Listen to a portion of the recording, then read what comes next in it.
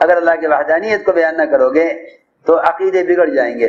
لوگ نماز پڑھیں گے, روزہ رکھیں گے, حج کریں گے, زکوٰۃ بھی دیں گے, فرائض پورے ادا کر لیں گے, ان کا عقیدہ درست نہیں ہوگا. عقیدہ درست نہیں ہوگا. سنو بہت توجہ سے, عقیدہ درست نہیں ہوگا کیونکہ اللہ کی توحید کا تصور ہے, علم نہیں. یہ علم ہے مگر اللہ کی توحید کو بیان کرنے کا معمول نہیں. عبداللہ بن مسعود رضی اللہ تعالی عنہ, ان کی بیوی, ان کی آنکھوں میں تکلیف ہو گئی, آنکھوں میں آنکھیں دکھی, آنکھ میں تکلیف ہوئی یا ان کو جو ہے بدن میں دانے اور خسرہ نکل آتی ہے, وہ ہوا. کسی نے کہا دیکھو اس کا ایک خاص علاج ہے, اس کا ایک خاص علاج ہے, اور ایک آدمی ہے وہ جھاڑ جھاڑتا ہے, اس سے جھڑوا لو, اس سے جھڑوا لو.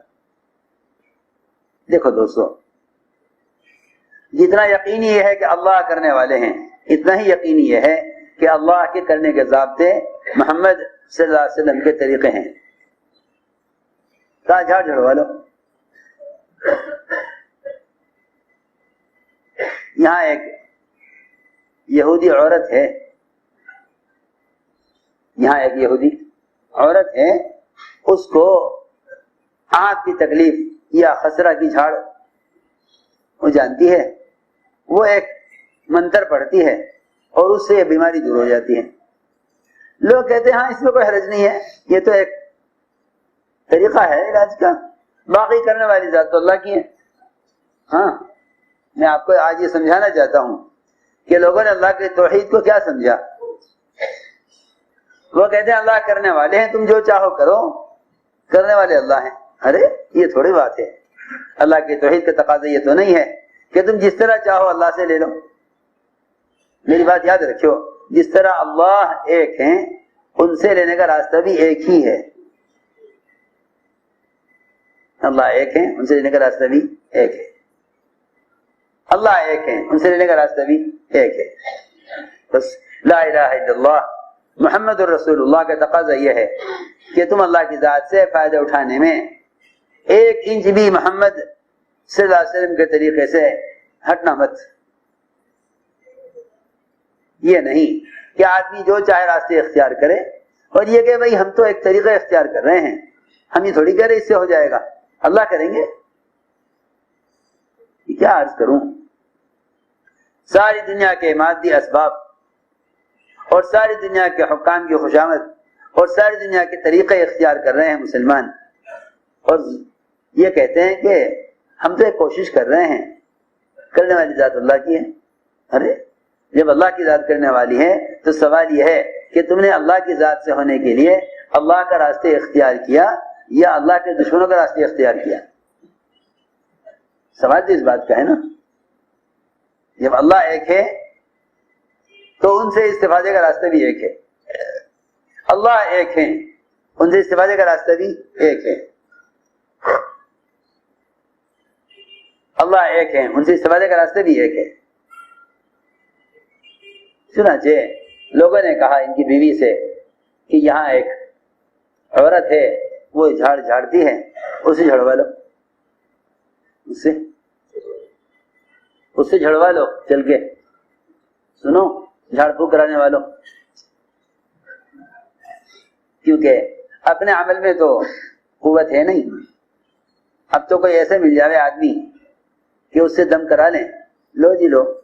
جس کے اپنے عمل کا دم نکل جاوے وہ دوسرے کے عمل سے کیا اثر لے لے گا, کیا فائدہ لے لے گا. عجیب حال ہے ہمارا. ہر آدمی اس کوشش میں ہے کہ کوئی دم کر دے.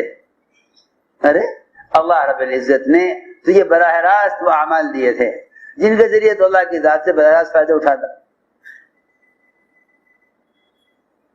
آدمی دوسرے کے عمل سے فائدہ اٹھانا جب چاہتا ہے جب وہ اپنے عمل کو ضائع کر کے اپنے عمل سے مایوس ہو چکا ہوتا ہے. اپنے عمل سے مایوس ہو جاتا ہے، اپنے عمل سے مایوس ہو جاتا ہے، پھر وہ دوسرے کے عمل سے فائدہ اٹھانا چاہتا ہے۔ جتنے بھی یہ چاہتے ہیں کہ کوئی دم کر دے، وہ سب سارا رقیہ اور جھاڑ پھونک وہاں سے شروع ہوتی ہے جہاں آدمی اپنے عمل سے مایوس ہو جاتا ہے۔ اپنے عمل سے مایوس ہو کر آدمی پھر دوسرے کے عمل سے فائدہ اٹھانا چاہتا ہے کہ بھئی میرے عمل اس قابل ہے نہیں، چلو اس سے آپ اندازہ کریں کہ بھئی میرا تو کاروبار چلتا نہیں ہے، ان سے مانگ مانگ کے ضرورت پوری کروں، کب تک کرو گے؟ بھائی آپ یہ تو مشورہ دیتے ہیں ہر مانگنے والے کو کہ آپ کوئی کاروبار کیجئے، آپ کاروبار کی جو بھی سوال کرتا ہے اس سے یہ کہا جاتا ہے کہ بھئی ایسے کب تک کام چلاؤ گے؟ کوئی نہ کوئی کام کرو۔ دیکھو تو صحیح، دنیا کے بارے میں لوگ یہ کہتے ہیں ایک دوسرے سے کہ اپنا کوئی کاروبار کرو، کیوں تم دوسروں کے کاروبار سے فائدہ کب تک اٹھاؤ گے؟ کوئی کمائے مجھے بھی دے دے، کوئی کمائے مجھے بھی دے دے، ایسے کب تک کام چلاؤ گے؟ اور سمجھی باتیں سمجھانے کے لیے کہہ رہا ہوں کہ دوسرے کی تجارت سے، دوسرے کی کمائی سے کب تک فائدہ اٹھاؤ گے؟ ہر گھر کا اصول ہے یہ کہ جب بیٹا جوان ہو جائے، کمانے قابل ہو جائے، باپ کہہ دیتا ہے اپنا کاروبار دیکھو، اپنے اخراجات خود دیکھو، عجیب بات ہے یہاں دنیا کے بارے میں تو یہ اصول سب کا، دنیا کے بارے میں تو سب کا یہ اصول کہ جی ہم ذمہ دار نہیں ہیں، آپ کمائیے، اپنا خرچ کیجیے۔ اور دین کے بارے میں اس زمانے میں یہ بات عام ہو گئی کہ بھائی تم کسی عمل والے سے جا کر دعا کراؤ، یا کسی بزرگ سے جا کر دم کراؤ، یا تم کسی عامل سے جا کر تعویذ لے لو، علاج کرا لو۔ یہ بات ایسی عام ہو گئی کہ لوگ سمجھتے ہیں کہ یہ بھی کوئی راستہ ہے مسائل کے حل کا، اور راستہ ہی نہیں بلکہ اس کو یقینی راستہ سمجھتے ہیں، حالانکہ جتنا یقینی آدمی کا اپنا عمل ہے اتنا یقینی دوسرے کا عمل کسی کے لیے کبھی نہیں ہو سکتا۔ جتنا یقینی آدمی کا اپنا عمل ہے، اپنا عمل جتنا یقینی ہے اتنا یقینی دوسرے کا عمل کبھی بھی نہیں ہو سکتا۔ یعنی جو فائدہ آدمی اللہ کی ذات سے اپنے عمل کے ذریعے اٹھا سکتا ہے وہ فائدہ دوسرے کے عمل کے ذریعے نہیں اٹھا سکتا۔ آپ خود اندازہ کریں، جتنی گاڑی تیز اپنی بتی کی روشنی میں چل سکتی ہے اتنی تیز دوسری گاڑی کی روشنی میں نہیں چل سکتی۔ سمجھ آ رہی نا بات؟ ہر گاڑی اپنی بتی کی روشنی میں چلتی، اپنی روشنی ہے، اپنی رفتار ہے، اپنی روشنی ہے، اپنی رفتار۔ یہ اللہ نے قرآن بیان کیا، یسعی نورہم بین ایدیہم، یسعی نورہم بین ایدیہم، کہ ان کے آگے روشنی ہوتی ہے، اس روشنی کے ساتھ یہ دوڑتے ہیں، جتنی رفتار ان کی تیز ہوتی ہے اتنی روشنی آگے بڑھتی ہے۔ آپ جانتے ہیں جتنی چاہے رفتار تیز کر لے گاڑی، روشنی اس کے آگے آگے چلتی ہے۔ اس روشنی کی اس بتی کی روشنی میں گاڑی دوڑتی ہے۔ لیکن ایک برا عقیدہ، غلط خیال یہ پیدا ہو گیا کہ بھائی جن کے اعمال اس قابل نہ ہوں وہ دوسروں کے اعمال سے فائدہ اٹھا لیں۔ یہ تو دنیا کا اصول نہیں تو دین کا اصول کیسے ہو سکتا ہے؟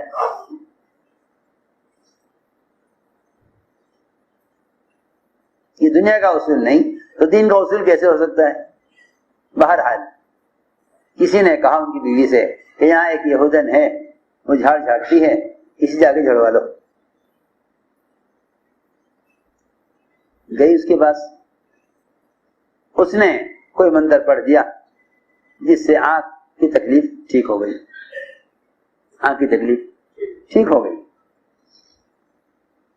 آ کر اس نے آنکھ کی تکلیف ٹھیک ہو گئی اور اس نے ایک تاگا بنا کے گلے میں ڈال دیا کہ دیکھو یہ تعویذ ہے، اسے گلے میں رکھو، جب تک یہ رہے گا تکلیف نہیں ہوگی. لوگ یہ کہہ کر ایسی چیزوں کو اختیار کر لیتے ہیں کہ بھئی یہ ایک سبب ہے، باقی اللہ کرنے والے ہیں. سوال تو اس کا ہے کہ تم نے اللہ سے ہونے کے لیے کیا سبب اختیار کیا. سوال یہ نہیں ہے کہ آپ کوئی بھی سبب اختیار کریں، اللہ کرنے والے ہیں. اللہ سے ہونے کے لیے آپ نے راستے کیا پکڑا؟ قرآن میں ہے نا، ان ربی علی صراط مستقیم. ان ربی، عجیب آیت ہے، ان ربی علی صراط مستقیم، کہ میرا رب سیدھے راستے پر ہے. بھائی سیدھے راستے پر تو وہ آدمی ہے جو رب کی طرف چلے. رب کا تو کوئی رب نہیں کہ یہ کہا جائے ان ربی علی صراط مستقیم. پھر اس کا کیا مطلب ہے ان ربی علی صراط مستقیم؟ بہت اچھی تفسیر کے علماء نے، ان ربی علی صراط مستقیم، کہ میرا رب صراط مستقیم پر ملے گا. جو آدمی سیدھے راستے پر چلے گا وہی اللہ کو پائے گا. سمجھے نہیں؟ ان ربی علی صراط مستقیم، میرا رب کہاں ملے گا؟ میرا رب سیدھے راستے پر ملے گا. میرا رب سیدھے راستے پر چلنے والوں کو ملے گا. ان ربی علی صراط مستقیم، میرا رب کہاں ہے؟ کہ صراط مستقیم پر ہے. جو آدمی سیدھے راستے پر چلے گا وہ رب کو پالے گا. وہ رب کو پالے گا. جو سیدھے راستے پر چلے گا وہ رب کو پالے گا. ایسی اچھی بات ہے. ان ربی علی صراط مستقیم، کہ جو آدمی رب کو پانا، رب تک پہنچنا چاہے، اس کو چاہیے کہ وہ صراط مستقیم پر چلے. چنانچہ انہوں نے گلے میں تاگا ڈال لیا. آئے رسول گھر میں، آ کر بیٹھے بیوی کے پاس، دیکھا گلے میں تاگا پڑا ہوا ہے. فرمایا یہ تاگا کیسا ہے؟ بیوی نے کہا ہاں وہ میری آنکھ دکھنے آتی تھی، کسی نے بتایا ہے کہ یہاں ایک آدمی جھاڑ جھاڑتا ہے، خسرہ کی جھاڑ، بخار کی جھاڑ اور آنکھ کے دکھنے کی جھاڑ، اس سے جھڑوا کے آئی ہوں اور فائدہ بھی ہوا ہے. ارے سنو تو صحیح، فائدہ بھی ہوا ہے. لوگوں کو غلط طریقوں سے جو تجربات حاصل ہو جاتے ہیں وہ ان تجربات کو یقینی سمجھ لیتے ہیں کیونکہ فائدہ نظر آ گیا. اللہ تعالیٰ کا نظام یہ ہے کہ اللہ تعالیٰ غلط راستوں میں فائدے دکھلا کر امتحان لینا چاہتے ہیں اپنے بندوں کا، کہ یہ اس غلط راستے سے فائدہ نظر آنے کے باوجود بھی میرا حکم مانتے ہیں یا اس راستے پر چلتے ہیں. اور سنو، شیطان مزید یہ کام کرتا ہے کہ وہ غلط راستوں میں کامیابی دکھلا دیتا ہے. چنانچہ بیوی نے کہا کہ اسے جھڑوایا ہے میں نے اور آنکھ ٹھیک ہو گئی. عبداللہ بن مسعود نے فرمایا کہ ابن مسعود کے گھرانے کو شرک کی کوئی ضرورت نہیں ہے. ابن مسعود کا پورا گھرانہ شرک سے پاک ہے. ابن مسعود کا گھرانہ شرک سے پاک ہے. بیوی نے کہا ارے اس میں شرک کی کیا بات ہو گئی؟ ہم یہ تھوڑی کہہ رہے کہ اللہ کے غیر سے ہوتا ہے، تو اللہ ہی کرتے ہیں. سنو تو صحیح کیسی مزے کی بات ہے جو ہم کہتے ہیں آج کل کہ بھائی ہم یہ تھوڑی کہہ رہے ہیں اللہ کے غیر سے ہوتا ہے، وہ تو اللہ کرتے ہیں. ہم نے تو ایک راستہ اختیار کیا ہے، باقی اللہ کو اختیار ہے ہو یا نہ ہو. ارے کیا بات ہوئی؟ لا الہ الا اللہ کا مطلب یہ نہیں کہ صرف اللہ کرنے والے ہیں، اس کے ساتھ دوسرا جملہ بھی لازم ہے کہ اللہ کے کرنے کے ضابطے ہی متعین ہیں. یہ نہیں کہ آپ کوئی بھی راستے اختیار کر لیں اللہ کرنے والے ہیں، ایسا نہیں ہے.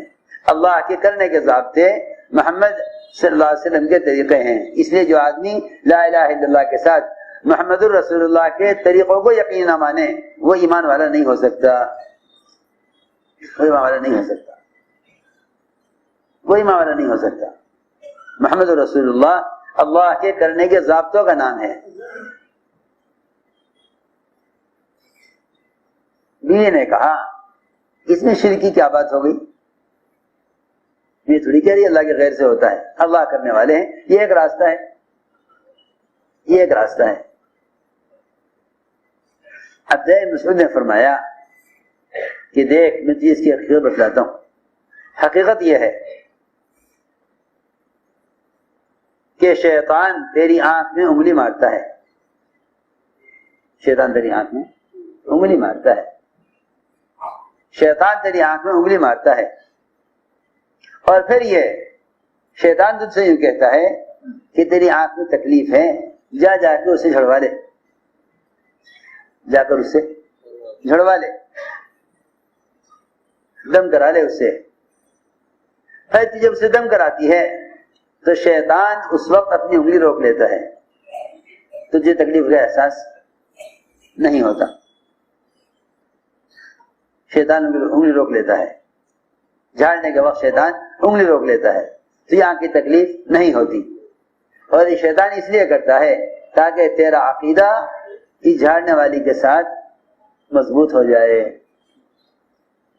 یہ نظر آ جائے کہ ہاں میرے تکلیف کا علاج یہاں ہوا ہے، حالانکہ تکلیف کا علاج نہیں ہوا، وہ تو تکلیف ہی نہیں تھی، شیطان انگلی مار رہا تھا، اس کی تکلیف تھی۔ ایک شیطان نے جھاڑ دیا، دوسرے شیطان نے انگلی روک لی، تو اس کا یقین اور اس کا عقیدہ ان شیاطین کے ساتھ پختہ ہو گیا۔ یہ تھی بات۔ کسی آسان بات ہے اگر کوئی عقل سے سمجھنا چاہے۔ اس میں فرمایا کہ تیوالا اور تمائم، جنتر منتر، جھاڑ پھونک، سب کا سب شرک ہے۔ تعویذ گنڈے اور جنتر منتر، جھاڑ پھونک، سب کا سب شرک ہے۔